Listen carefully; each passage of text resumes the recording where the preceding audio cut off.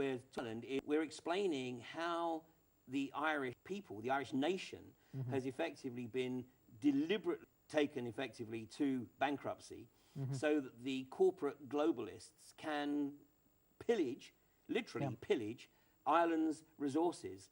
Now, I said this to someone, that Ireland has this huge resources of oil and gas, isn't it? Yes. And they said, don't be ridiculous. But this is the big, isn't it? This is the big secret about Ireland and the IMF, that literally they've given away their rights for a few pennies. It's almost like selling the family cow for a couple of peas, isn't it, really? Oh, I mean, the irony is, in terms of the oil and gas, Nigeria got a much better deal than the Irish nation has got. And it's not just the oil and gas. I mean, let's not get too focused on the oil and gas, because the oil and gas hasn't been developed yet.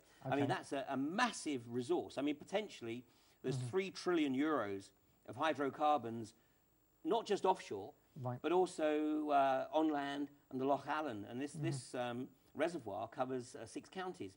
But let's take a look at Ireland's fishing.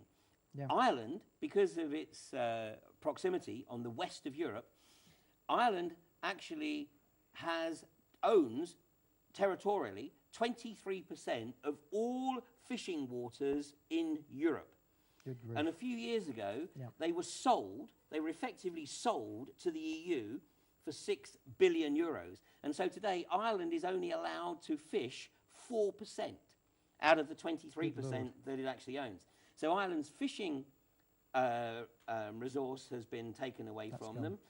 The farming has been snatched and effectively destroyed under the guise of the Common Agricultural Policy.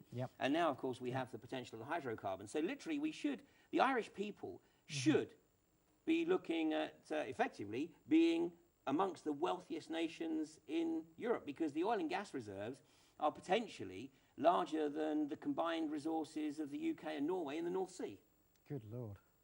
And how many people in Ireland know this? Not enough. Right. You know, fortunately, more and more, but not enough.